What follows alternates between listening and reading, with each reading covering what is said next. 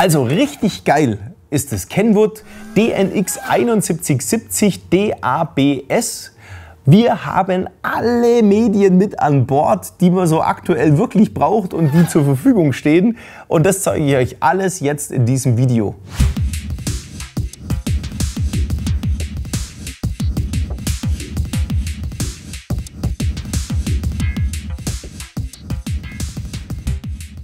Was kann denn das Gerät jetzt ganz genau? All die Medien und alle Einstellmöglichkeiten werden wir euch jetzt im Laufe des Videos zeigen. Ein paar Funktionen werden wir detaillierter erklären und am Ende des Videos werden wir euch noch die Anschlüsse zeigen, was alles zu finden ist, was sich alles dran anschließen kann. Fangen wir an beim Medium Radio hören. Wir haben eingebaut natürlich einen UKW-Tuner und wir haben DAB+ natürlich mit dabei.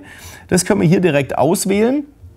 Und können uns auch direkt eine Senderliste anzeigen lassen, was wir hier alles für tolle Sender hören können. In rauschfreier Qualität, mit einer Wahnsinnsdynamik und eben auch mit Coverdarstellung, was der Sender alles übermittelt. Es schaut einfach geil aus und hört sich bombastisch gut an. Das Einzige, was ihr dazu noch benötigt, ist eine neue DAB+ Antenne, die bei euch am Fahrzeug mit UKW wahrscheinlich noch nicht vorgerüstet ist. Dafür gibt es Scheibenklebeantennen und im Speziellen natürlich auch ein Video, wo wir schon darüber gedreht haben, findet ihr als Link im Videobeschreibungstext. Nach wie vor vorhanden ist ein CD-DVD-Laufwerk, welches sich hinter dem motorisierten Display versteckt. Und hier kann ich jetzt hier auch nach wie vor meine DVD-Filme laufen lassen. Für alle, die Spotify richtig cool finden, da haben wir jetzt eine eigene Quelle, wo ich wählen kann, entweder über eine Bluetooth-Verbindung zu meinem Handy oder jetzt über Apple CarPlay. Und da sind wir schon beim nächsten Thema, das zeige ich euch mal schnell, wie es funktioniert. In Betrieb nehme ich Apple CarPlay richtig einfach über meinen schwarzen Anschluss vom USB. Wir haben übrigens 2 USB-Anschlüsse, die ich nutzen kann. Stecke das dann an mit einem iPhone-Verbindungskabel und habe automatisch jetzt meine Bedienoberfläche von Apple CarPlay, wo ich dann mein Telefon komplett über mein Multimedia-Gerät nutzen kann. Siri funktioniert natürlich genauso. Ich kann über meine Kontakte alles anwählen, was ich möchte, meine bisher getätigten Anrufe und verpasste Anrufe. Des Weiteren kann ich natürlich bei Apple CarPlay meinen ganzen Musikspeicher nutzen, komplett bedienen und die Cover hier im Hintergrund als verschwommen darstellen lassen. Schaut echt alles ganz cool aus. Kann natürlich hier meine Playlists abrufen und so weiter und das alles über Apple CarPlay. Und das ganz Besondere, was natürlich Apple CarPlay ausmacht, ist die Maps-Darstellung, weil auch hier kann ich meine Navigation nutzen von meinem Handy. Und bei Navigation nutzen vom Handy kommen wir jetzt gleich nochmal zurück. Apple CarPlay damit abgeschlossen. Wir haben jetzt beim 7170 DABS Navigation sogar integriert. Also das heißt, unabhängig von meinem Handy, egal Apple CarPlay mal ganz außen vor, kann ich meine Navigation hier europaweit bedienen. Aktuell liegt die City Navigator NT 2017 mit im Lieferumfang mit dabei. Kenwood garantiert euch die nächsten 3 Jahre eine Update-Sicherheit und gibt euch 3 Jahre lang die Möglichkeit, immer die neueste Software downzuladen, die es jedes Jahr einmal gibt. Und zwar meistens so zwischen Mai und Juni kommt die neueste Softwareversion raus, die eben auf Kenwood getrimmt ist. Und die könnt ihr euch die nächsten 3 Jahre kostenlos ziehen. Wie gerade eben schon angesprochen, haben wir an dem 7170 DABS 2 USB-Eingänge mit jeweils einer vernünftigen Verlängerung, eben ins Handschuhfach oder wo wir es sonst auch gut hin verlegen können. Kommen wir zu einer neuen Sonderfunktion aller Multimedia-Geräte aus dem Jahr 2017 von Kenwood. Wir haben jetzt den Dashcam Link. Was ist der Dashcam Link? Wir haben eine sehr, sehr kleine Dashcam, also eine Frontkamera, die die aktuellen Verkehrsgeschehnisse mit aufzeichnet mit der beiliegenden 8 GB Speicherkarte und auch besondere Ereignisse wie ein Unfall oder sogar Parkrempler oder ich, wenn ich manuell irgendwelche Situationen aufzeichnen möchte, kurz mal auf Aufnahme gehen kann, separat wegspeichert.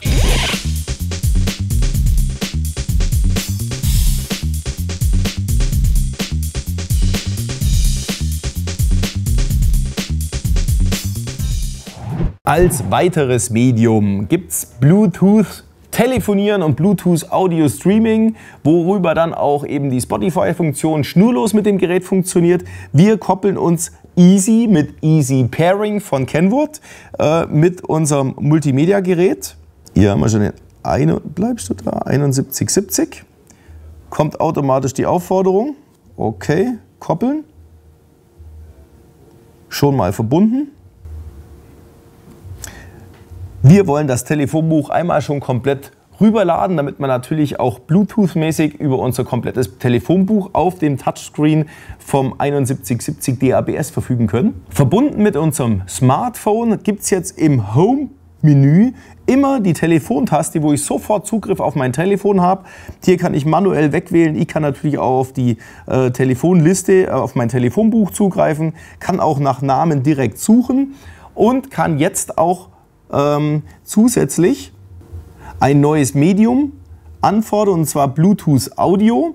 Da kommt jetzt dann gleich die Umschaltung. So, jetzt bin ich hier bereits Bluetooth-mäßig verbunden und kann meinen ganzen Musikspeicher hier dementsprechend abrufen. Sobald mein Gerät Bluetooth-mäßig verbunden ist, habe ich jetzt auch die Spotify-Funktion in vollem Umfang, schnurlos per Bluetooth-Übertragung und kann jetzt auch hier ganz normal browsen und kann mich in Spotify bewegen, wie ich es gewohnt bin. Schlussendlich nenne ich euch jetzt noch zwei Medien, und zwar HDMI mit MHL und einen AUX-In, um wirklich alle Medien mal genannt zu haben. Kommen wir zum Display. Und zwar hier in dem Fall ein Touchscreen, das jetzt neue Folien drauf hat, welches die Punkte sehr, sehr genau präzisiert. Die Punkte lassen sich sehr leicht anklicken und sind auch sehr schnell, muss man sagen. Also es ist wirklich, es macht Spaß, das Gerät zu bedienen.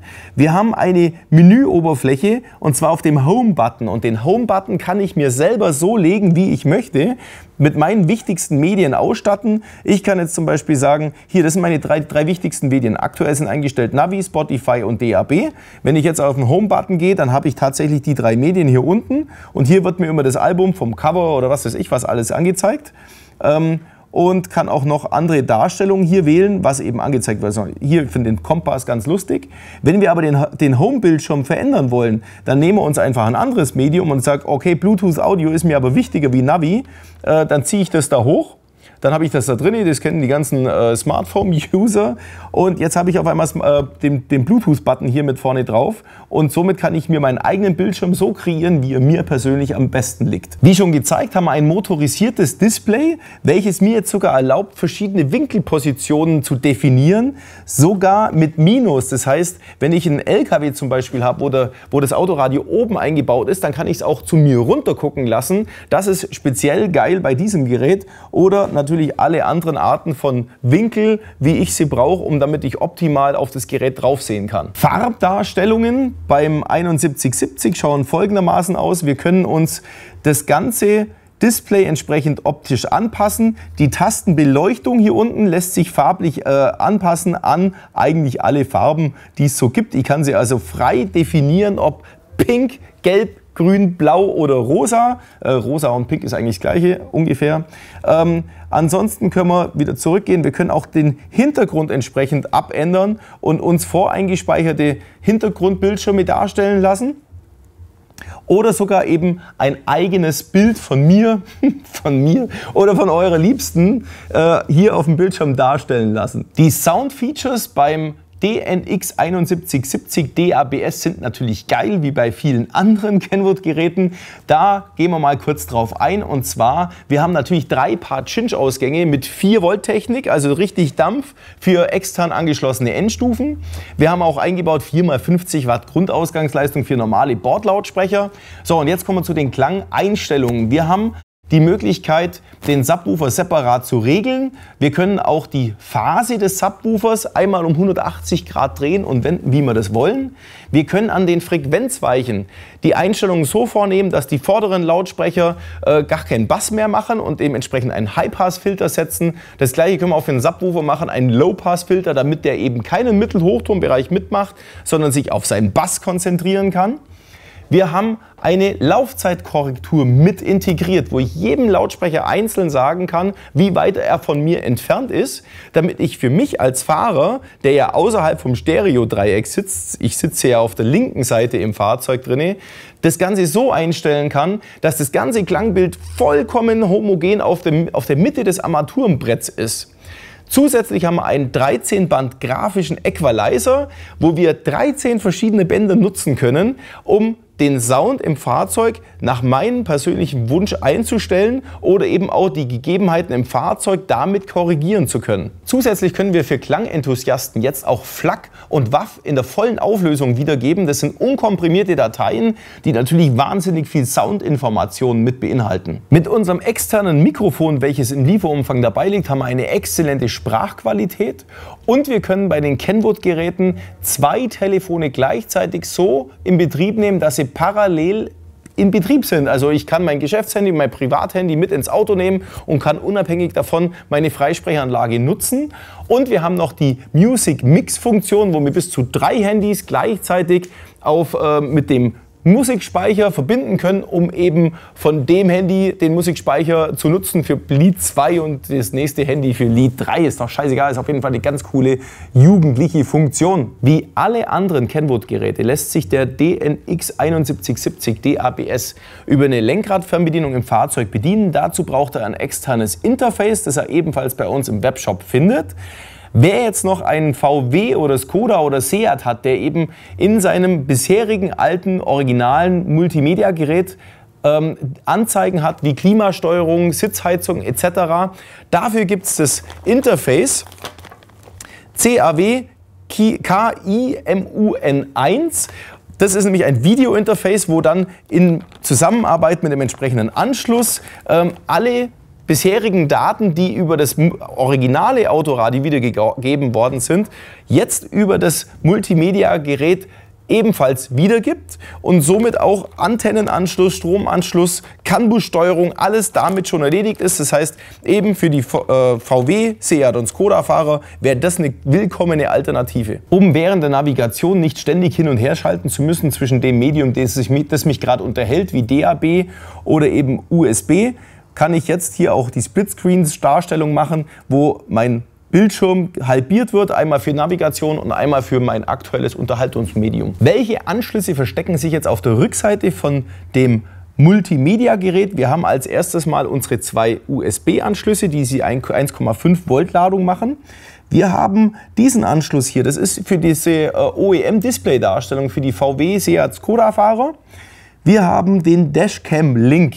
Das ist jetzt die Steuerung für die Dashcam, die hiermit angeschlossen wird und jetzt die Anschlüsse von der Dashcam nur noch mit angelegt werden müssen an den entsprechenden Stromanschlussstecker, der ebenfalls hier im Set mit dabei liegt und jetzt hier mit den Gesamtstrom und die Lautsprecherversorgung für das Gerät darstellt. Das ist der bekannte ISO-Anschluss, der jetzt ebenfalls hier Masse, Dauerplus und Schaltplus hat, wo ich mit einem Stromdieb hier einfach die Kabel verbinden kann.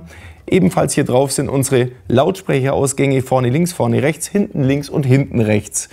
Wer denkt, dass er sein altes Kenwood-Gerät jetzt einfach rausnimmt und das neue Gerät hier installiert, der muss mindestens auch den Stromanschlussstecker austauschen, weil eben der Anschluss so nicht mehr passt. Die Vorgängermodelle haben einen anderen Anschluss gehabt. Hier drüben befindet sich noch der GPS-Anschluss für die eingebaute Navigation oder eben auch Apple CarPlay. Der braucht genauso den GPS-Anschluss. Oder auch Dashcam Link braucht den GPS-Anschluss, um zu wissen, wie schnell man überhaupt fährt. Das ist der GPS-Anschluss. Wir haben den Mikrofoneingang von unserem beiliegenden externen Mikrofon, das wir hier anstecken können. Wir haben ein Remote-In für die Lenkradfernbedienung, für die optionalen Adapter. Dann finden wir hier eben den Front-Kamera-In, den Rear-Kamera-In und einen Video-Out für alles, was ich hier abspielen kann, auf einen externen Monitor ausgeben kann. Wir haben den UKW-Anschluss, den kennt ja jetzt wirklich jedes Kind. Wir haben den DAB-Antennenanschluss hier und wir haben einen AV-Out, wo man dann eine Dual Zone machen kann für das Rear Seat Entertainment, Ton und Bild nach hinten schicken, unabhängig von der Quelle, die ich hier gerade aktuell hören mag. Unsere 3 Cinch-Ausgänge, Front, Rear und Subwoofer. Und dann haben wir als letztes noch einen HDMI-Anschluss. Der verbirgt sich ganz hier hinten drin. Da muss man die Schraube hier aufmachen, HDMI anstecken. Das ist wie so ein Zugschutz für HDMI-Stecker. Wo ist denn jetzt genau der Unterschied zwischen dem nächst kleineren Modell DNX5170 egal ob als DAB-Version oder ohne DAB-Version, und dem nächstgrößeren Modell 8170 DABS. Also runterwärts sieht man schon, wir haben halt hier ein 7 Zoll Display drin mit motorisiertem Display. Das heißt, es fährt automatisch rauf und runter und gibt den CD-Schacht frei. Bei der kleineren Serie haben wir einen feststehenden 6,2 Zoll Monitor, der dann auch kein Android Auto mehr macht, was ja der 7170 DABS problemlos macht. Zum 8170 gibt es jetzt zu sagen, hier ist natürlich schon das kapazitive Glasdisplay drin für eine geile Optik und für eine coole Bedienung im Navigationsmodus. Der DMX 7170 DABS hat ja 2 Eingänge für Kameras, eine für die Rückfahrkamera und eine für den Dashcam-Link. Das ist bereits hier komplett integriert, beim 8170 natürlich auch, aber der 5170 DABS braucht tatsächlich noch das AV-Kabel, um auch die Dashcam-Link-Funktion zu machen. So, und das sind die Hauptunterschiede zu den 2 Nachbarkollegen hier, und ich hoffe, ich habe euch das jetzt halbwegs verständlich rübergebracht. Freue mich, dass ihr zugeschaut habt, und ich freue mich natürlich auch immer über einen Daumen hoch von euch, über viele Kommentare, und freue mich, wenn ihr ein Abo bei uns macht. Bis dann, ciao, euer Olli.